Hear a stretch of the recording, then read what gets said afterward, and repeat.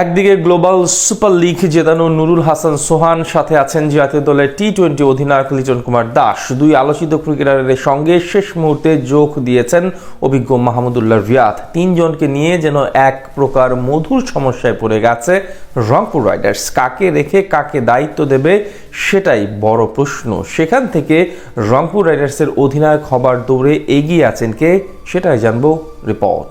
Heavyweight দল গঠনে বরাবরই এক ধাপ এগিয়ে রংপুর রাইডার্স।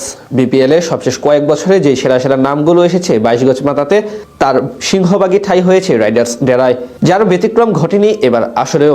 2026 বিপিএল এর নিলাম থেকে যেমন সবচেয়ে শক্তিশালী স্কোয়াড গঠনে মনোযোগ ছিল তাদের, তেমনি ডিরেক্ট সাইনিংও করেছে বাজিমাত। আর সেটি করতে গিয়েই এখন উল্টো মধুর সমস্যা ডেকে এনেছে ফ্র্যাঞ্চাইজিটি। একসাথে 3 অধিনায়ককে দলে ভিড়িয়ে ফেলেছে উত্তরবঙ্গের প্রতিনিধিরা। অকশনের আগে ডিরেক্ট সাইনিং এর মাধ্যমে মুস্তাফিজুর রহমানের সঙ্গে তাদের প্রথম ডিরেক্ট সাইনিং ছিলেন নুরুল হাসান সোহান, যিনি কিনা সবশেষ কয়েক আসরে নেতৃত্ব দিয়েছিলেন রংপুর রাইডার্সকে। এরপর নিলামে প্রথম পছন্দ হিসেবে যুক্ত হন লিটন কুমার দাস। আর একদম শেষ ভাগে বি ক্যাটাগরি থেকে 35 লক্ষ টাকায় মাহমুদুল্লাহ রিয়াদকে নেয় তারা, যার সুবাদে এখন অধিনায়ক নির্বাচনে নতুন ঝামেলা কাঁধে নিয়ে এসেছে রংপুর রাইডার্স। 3 জন থেকে যে কোনো একজনকে আপাতত বেছে নিতে হবে তাদের। বিপিএল এ সবশেষ কয়েক আসরে রংপুর রাইডার্সকে নেতৃত্ব দিয়েছেন নুরুল হাসান সোহান, এমনকি তার অধীনে সাকিব আল হাসান, বাবর আজমের মতো তারকারা খেলে গেছেন এখানে। তাছাড়া সোহানের হাত ধরে গ্লোবাল সুপার লিগ জয়ের পাশাপাশি আরেকবার রানার্স আপ হয়েছে ফ্র্যাঞ্চাইজিটি। সেখান থেকে তার প্রতি মুগ্ধ রংপুরের টিম ম্যানেজমেন্ট। ক্যাপ্টেন হিসেবে সোহানও বেশ পরিপক্ক, সাথে উইকেট কিপিং তো আছেই। সব মিলিয়ে আপাতত প্রথম পছন্দ হিসেবে তাকেই ধরা যেতে পারে।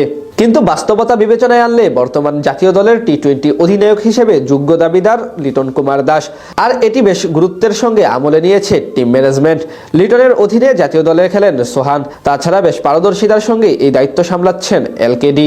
অন্যদিকে অভিজ্ঞতার বিবেচনায় এবার বিপিএল এ সবচেয়ে এগিয়ে মাহমুদুল্লাহ রিয়াদ।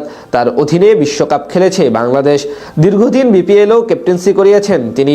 সেই বিবেচনায় লিটন এবং সোহানের চেয়ে বেশ পরিপক্ক মাহমুদুল্লাহ রিয়াদ। তাই যদি অভিজ্ঞতা এবং সিচুয়েশন বিচার করা হয়, সেক্ষেত্রে রিয়াদকেই অধিনায়কত্বের দায়ভার দিতে পারে রংপুর রাইডার্স টিম ম্যানেজমেন্ট। সেই সম্ভাবনা অবশ্য আপাতত বেশ ক্ষীণ, কেননা সবশেষ কয়েক আসরে রিয়াদ সাধারণ ক্রিকেটার হিসেবেই অংশ নিয়েছেন। সেখান থেকে আপাতত নুরুল হাসান সোহানই খানিকটা বেশি এগিয়ে। একে তো রংপুরের নিয়মিত অধিনায়ক তিনি, তার সাথে ম্যানেজমেন্টেরও প্রথম পছন্দ ধরা হচ্ছে তাকে। তাই সোহানের অধীনেই এবার আসরে খেলতে পারেন মাহমুদুল্লাহ রিয়াদ এবং লিটন কুমার দাস।